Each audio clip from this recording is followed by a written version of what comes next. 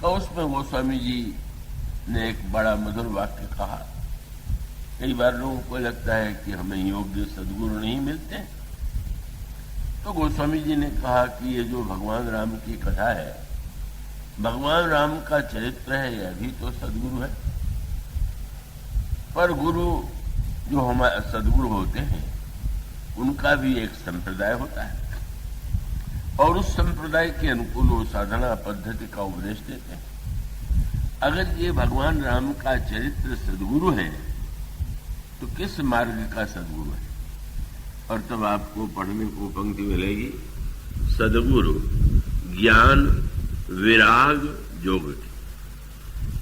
ज्ञान मार्ग के अनुयायी के लिए भी ये सद्गुरु है, वैराग्य पथ के पथिक के लिए भी ये सद्गुरु है, योग मार्ग के संदर्भ में जिनकी आकांक्षाएं हैं उनके भी सद्गुरु हैं।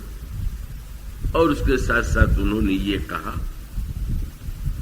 कि जैसे जब रोग होता है तो व्यक्ति वैद्य की खोज में जाता है, डॉक्टर की शोध में आ जाता है, और उसमें भी अलग अलग जो वैद्य होते हैं या डॉक्टर होते हैं उनके लिए यह बात प्रसिद्ध होती है कि वे अलग अलग रोगों के और के निराकरण में या मिटाने में अधिक सक्षम है।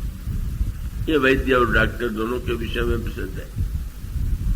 उन्होंने कहा ये जो भगवान राम का चरित्र और भगवान राम की कथा है, ये मनुष्य के जीवन के जितने रोग हैं उन सब का निराकरण करने के लिए श्री राम की कथा ही, भगवान राम का चरित्र ही महानतम वैद्य है। वह पंक्ति भी आप पढ़ेंगे तो आपको मिलेगी, सद्गुरु ज्ञान विराग जोग के विबुध वैद भव भीम रोग के। चाहे जो मन का रोग हो, उन समस्त मन के रोगों का निराकरण करने के लिए इनसे बढ़ करके कोई सद्गुरु नहीं मिलेगा, न वैद्य मिलेगा। और उन्होंने कहा अगर लड़ने की स्थिति आवे तो आपस में तो लोग लड़ते ही रहते हैं, लेकिन अगर बुराइयों से लड़ने की इच्छा आवे तो उनका व्याप रहो संसार मह माया कटक प्रचंड सेनापति कामादिवट दम्भ कपट पाखंड।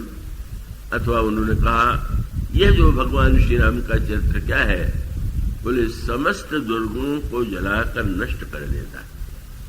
दहन राम गुणग्राम जिमि ईंधन अनल प्रचंड।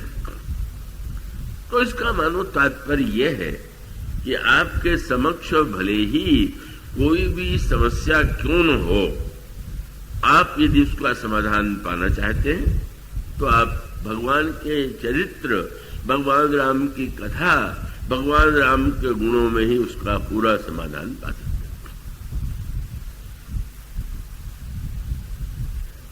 आप इसीलिए देखेंगे कि आज से लेकर के अंत तक कोई विषयी है, कोई साधक है, कोई सिद्ध है, राम कथा सबके लिए परम उपादेय है, परम कल्याणमयी। इसलिए आप आदि से लेकर के अंत तक भगवान राम की कथा और चरित्र का जब प्रसंग पढ़ेंगे तो आपको एक बात बार बार आपके सामने आएगी। भगवान श्री राम महर्षि विश्वामित्र के साथ उनके वन आश्रम में आते हैं और राक्षसों का वध करके यज्ञ को पूर्ण करा देते हैं। पर यज्ञ के पूर्ण होने के बाद भी भगवान श्री राम वहां पर रुके रहे। वैसे तो ये ठीक था कि यज्ञ की रक्षा के लिए आए थे और यज्ञ यदि पूर्ण हो गया तो वहां से लौट जाते, पर गोस्वामी जी ने कहा कि नहीं, भगवान श्री राम आश्रम में रुके। आश्रम में रुक करके क्या करते रहे? जिस कार्य के लिए आए वो कार्य पूरा हुआ। गोस्वामी जी कहते हैं कि नहीं, एक कार्य ऐसा था कि जो स्वयं ईश्वर भी कर रहा।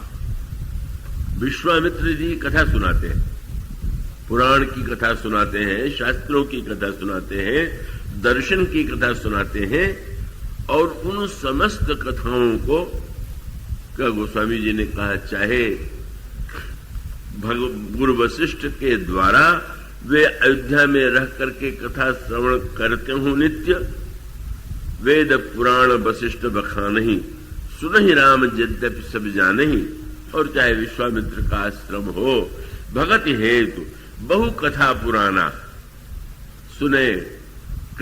भगवान श्री राम ने उसको बड़े प्रेम से सुना।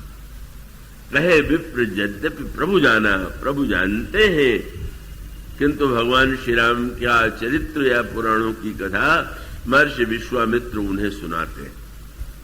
मानो इसका अभिप्राय यह है कि जब भगवान के लिए भी जिन्हें कोई अपेक्षा नहीं है वे भी कथा श्रवण करके आनंदित होते हैं, तो फिर अन्य लोगों के लिए तो उससे बढ़कर के कोई अन्य साधन हो ही नहीं सकता।